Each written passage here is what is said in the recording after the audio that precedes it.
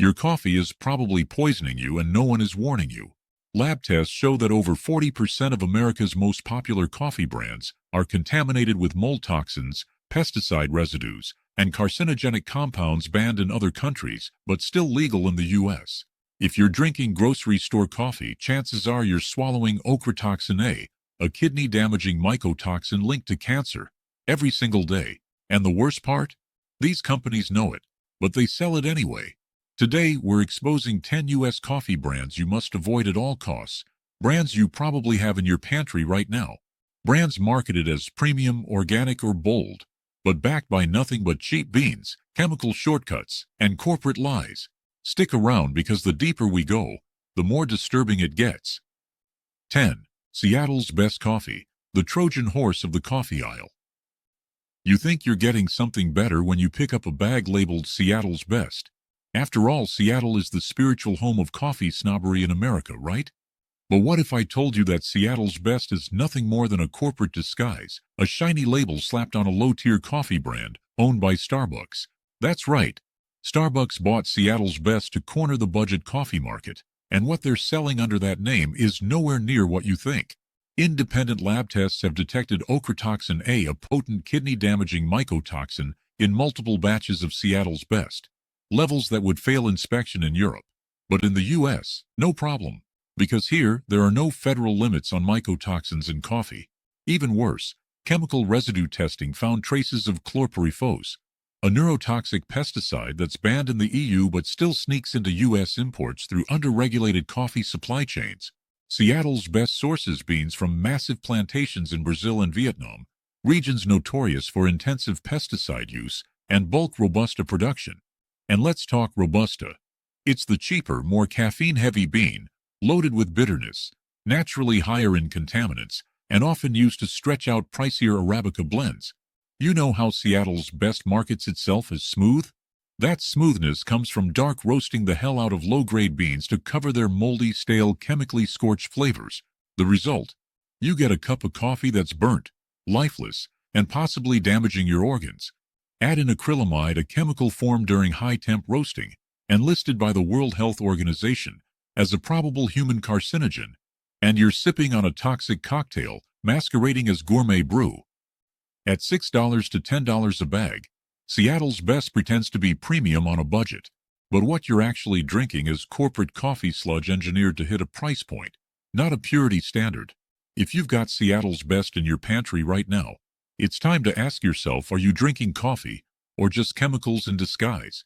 9. Kirkland Signature Coffee, Costco's contaminated bargain. Now, let me hit you with something controversial. Kirkland Signature, the beloved budget hero of Costco shoppers across America. People swear by it. It's organic. It's cheap. It's strong.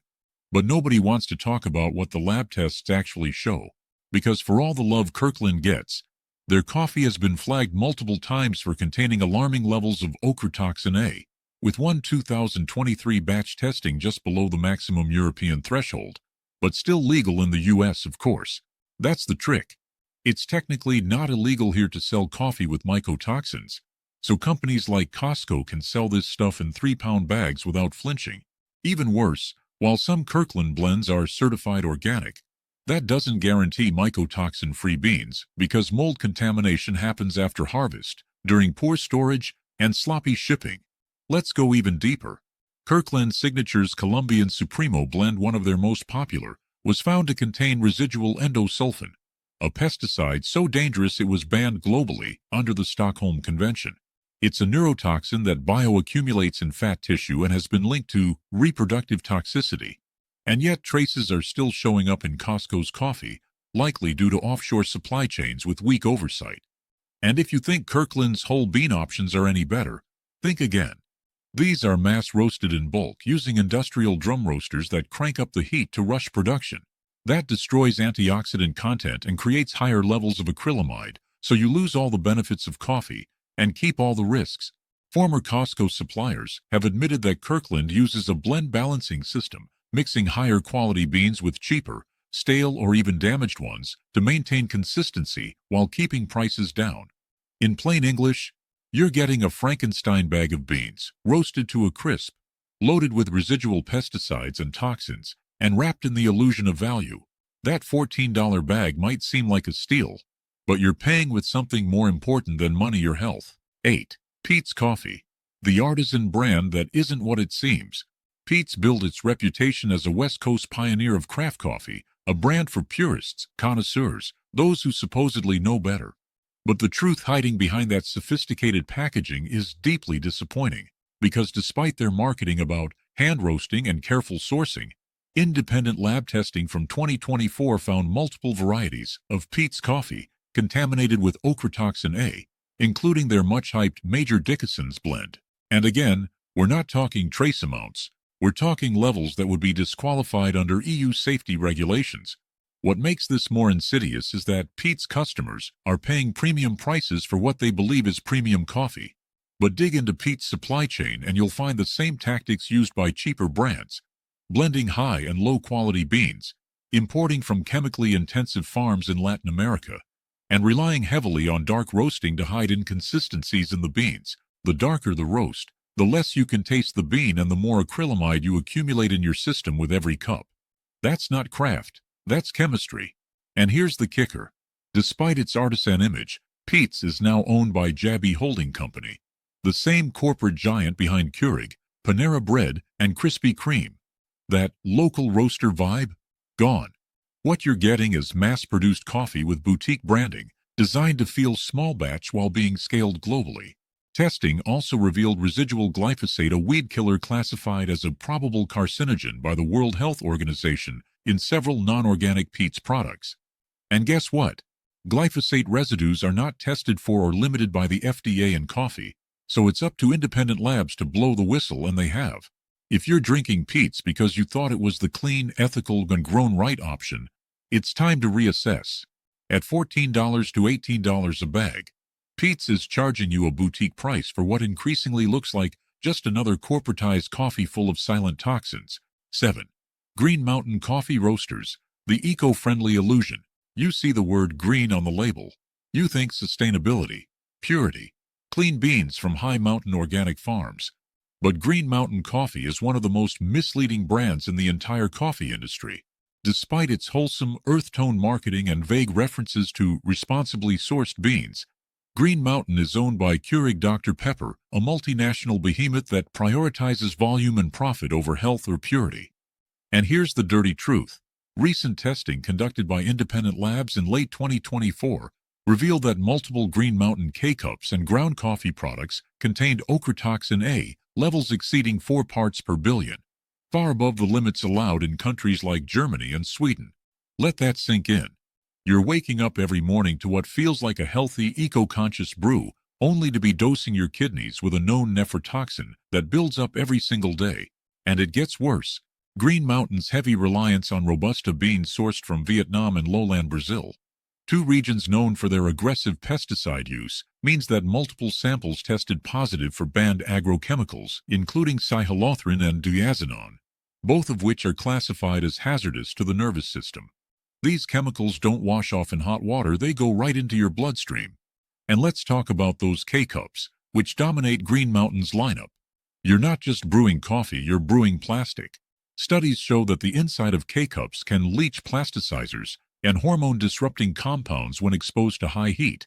Even if the outer packaging says BPA-free, many use substitutes like BPF or BPS, which studies show may be just as bad or worse. Green Mountain also uses a hyper-efficient roasting method that strips the beans of antioxidants, while producing acrylamide spikes well above the threshold found in fresh roasted whole bean alternatives.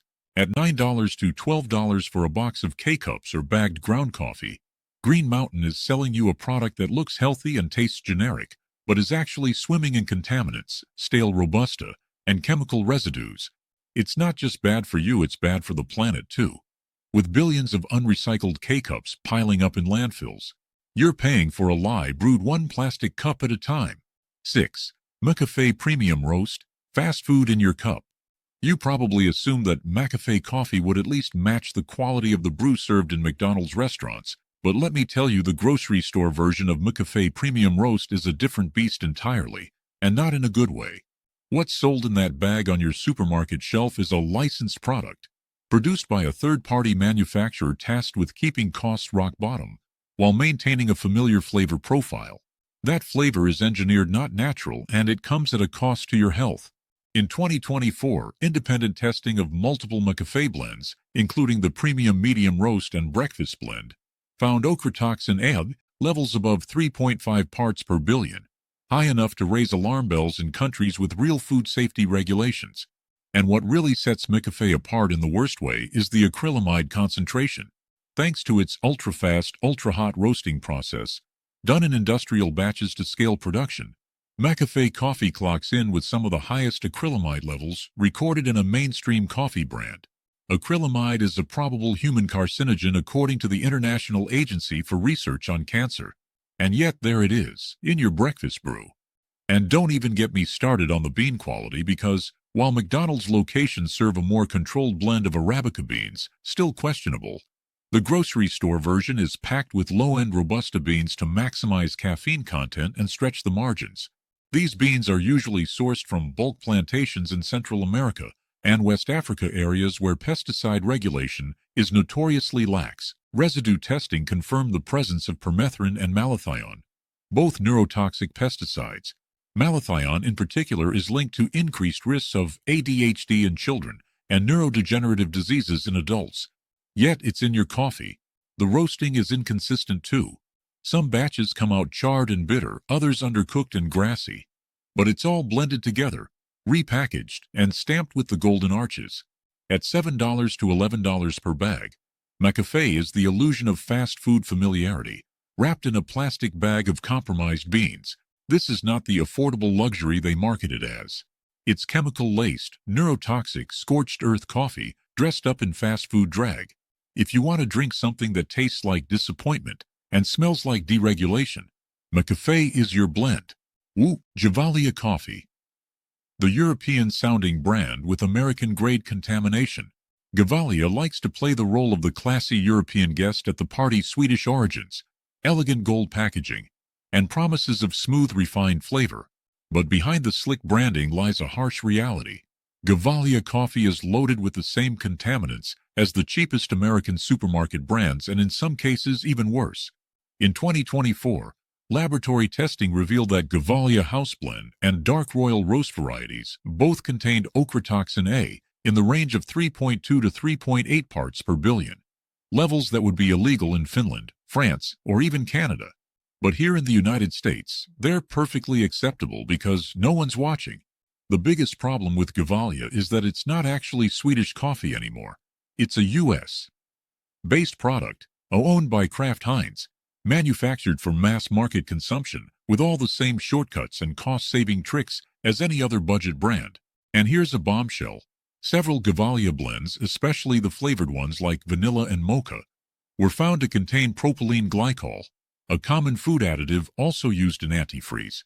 While legal in small amounts, propylene glycol has raised health concerns regarding kidney, liver, and neurological toxicity, and it's showing up in your morning coffee because it enhances flavor retention during packaging. Gevalia also blends cheap, stale Robusta beans with trace Arabica to create consistency. But this blend leads to higher bitterness, more mycotoxins, and less of the beneficial antioxidants found in higher-grade coffee.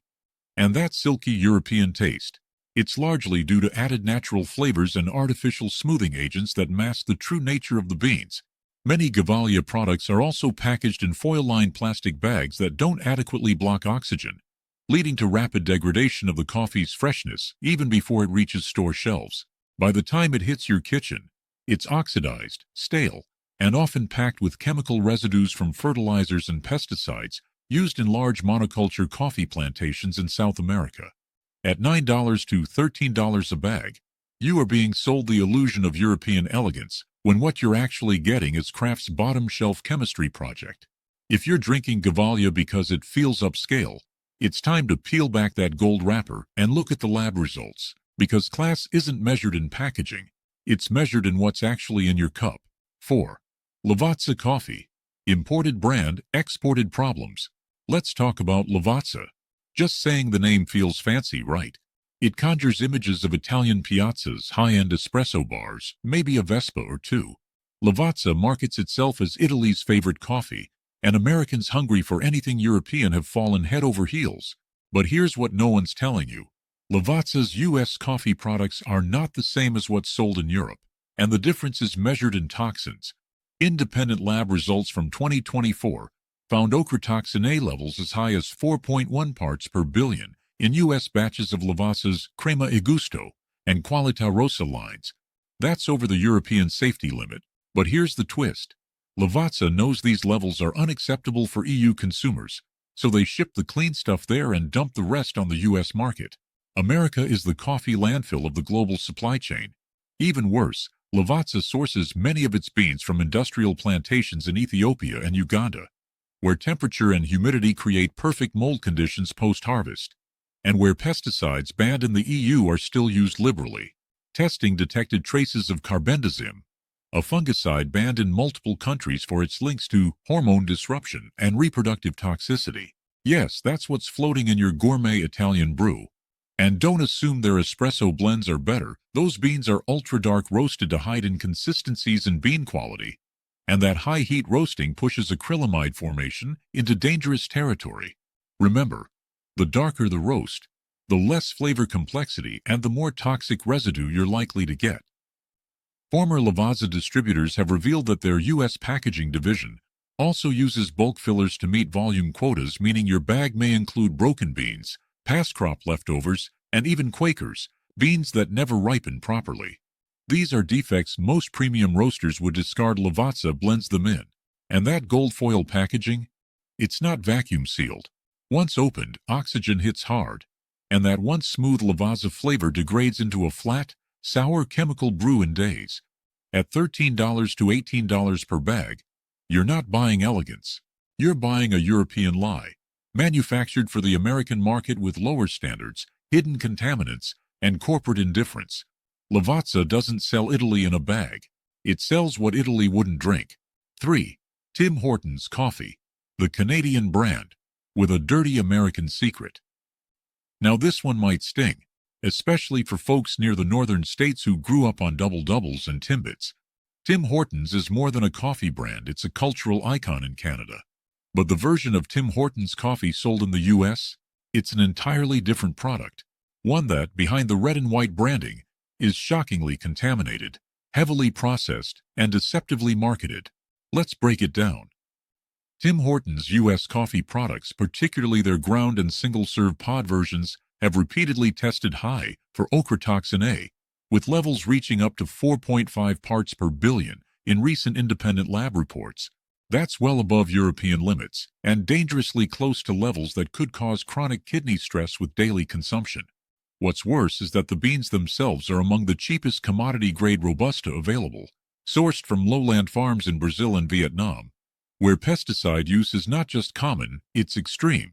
Testing revealed residues of cypermethrin and glyphosate, both linked to hormonal disruption, DNA damage, and even cancer in long-term animal studies. And while the packaging screams Arabica blend, industry insiders have confirmed that the actual content is often 40% or more Robusta, included purely to increase caffeine levels and cut costs. But the deception doesn't stop at the beans. The roasting method used in U.S. licensed Tim Hortons coffee is ultra-fast drum roasting at temperatures exceeding 500 degrees Fahrenheit, designed to mask poor-quality beans by charring them into submission. This process boosts acrylamide formation, stripping away the few beneficial antioxidants while saturating the final product with a chemical that the FDA has publicly warned about. Add in the fact that the vacuum sealing process on Tim Hortons grocery coffee has been shown to leak within weeks due to poor packaging materials, and you're left with a bag of coffee that's stale before it even hits your counter. And don't assume those little K-cups are any safer. Those are produced in offshore packaging facilities with no oversight over chemical leaching, and lab tests found microplastic traces in the final brewed cup. At $8 to $12 per box, Tim Hortons is pretending to be premium, nostalgic, and trustworthy. But in reality, it's a mass-manufactured brew made from bargain bin beans, soaked in pesticides, roasted into chemical oblivion, and marketed on national pride instead of product quality. This is not the Tim Hortons your grandparents trusted. It's a corporate ghost of its former self, one that belongs nowhere near your coffee pot. 2. Nescafe. Instant poison, disguised as convenience. We need to have a serious conversation about instant coffee, and that means talking about Nescafe, the #1 global instant coffee brand. Manufactured by Nestlé, one of the most powerful and controversial food corporations on earth. Nescafe is in hotels, hospitals, gas stations, dorm rooms, anywhere coffee is needed fast. But here's the price you're paying for that convenience. Independent lab tests have repeatedly found that Nescafe contains dangerously high levels of ochratoxin A, with some samples in 2024 hitting over 5.2 parts per billion. That's not just over the EU safety limit, that's over the red line for human toxicity in long-term exposure models. And remember, instant coffee is more concentrated than brewed coffee. That means every spoonful contains more toxins per gram than typical ground coffee. So if you're drinking this every day, you are ingesting an accumulating neurotoxic and nephrotoxic agent. But we're just getting started, because Nescafe's sourcing strategy is purely about scale.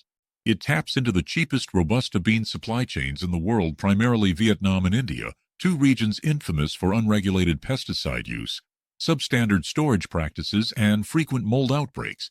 In fact, one 2023 report by an Asian agricultural monitoring group revealed that over 40% of Robusta beans exported to global instant coffee manufacturers had visible signs of fungal contamination before processing. You're not just drinking mold, you're drinking boiled, freeze-dried, powdered mold. And speaking of processing, instant coffee is created through either freeze-drying or spray drying, both of which destroy beneficial compounds like chlorogenic acids, antioxidants, and polyphenols, while preserving or even concentrating harmful compounds like acrylamide. Yes, Nescafe has tested higher for acrylamide than any other major coffee brand, with some samples containing twice the level of standard roasted coffee. And that cheap tin can or plastic jar it comes in, often lined with BPA substitutes like BPS and BPF, which leach into the dry product over time, especially if stored in heat. You're literally scooping toxins out of a chemical container and adding hot water to activate them. And if you're using the flavored versions, French vanilla, hazelnut, etc., you're adding propylene glycol, artificial sweeteners, and flavoring agents banned in dozens of countries, but still perfectly legal in the US. So no, you're not getting coffee. You're getting a neurochemical brew soaked in plastic, doused in pesticides, and flash-heated into carcinogenic powder. And for what? A stale, bitter sludge that tastes like regret. At $4 to $8 per jar, Nescafe isn't cheap, it's toxic convenience with a death toll attached. If it's in your pantry, throw it out. If it's in your workplace, warn your coworkers. This isn't just bad coffee, this is corporate poison in a cup. 1. Keurig K-Cup Pods, America's favorite delivery system for contaminants. This is it, the single worst offender.